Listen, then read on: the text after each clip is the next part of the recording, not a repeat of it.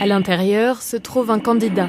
Pour cette épreuve du simulateur, il faut coordonner les bras et les jambes, piloter tout en suivant des points lumineux sur un écran, en effectuant du calcul mental avec des éléments perturbateurs dans le casque. Tout ça à la fois. On essaie de faire au mieux. C'est vrai qu'il y a des phases où des fois on perd un petit peu l'évolution de tous les graphismes.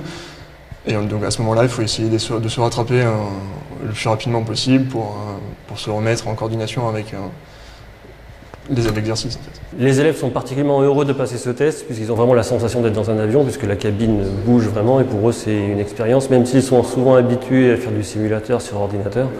Pour eux c'est totalement différent, pour eux ils en sortent très, très heureux et réjouis et ils en parlent beaucoup après. Le test du contrôle de palonnier paraît vieillot et pourtant il permet de détecter les aptitudes à être un bon pilote de chasse. Souvent, la moitié des candidats y sont éliminés. Les épreuves se déroulent sur 4 jours au programme tests sportifs, psychomoteur, psychotechnique et entretien. Alors les qualités requises? Beaucoup de maturité, je pense que c'est très important. Ensuite, une connaissance et un grand intérêt pour l'armée de l'air et les avions qu'elle utilise, ses missions. Donc ça c'est très important. Chaque jour, certains candidats sont éliminés. Aujourd'hui, ils ne sont plus que 6.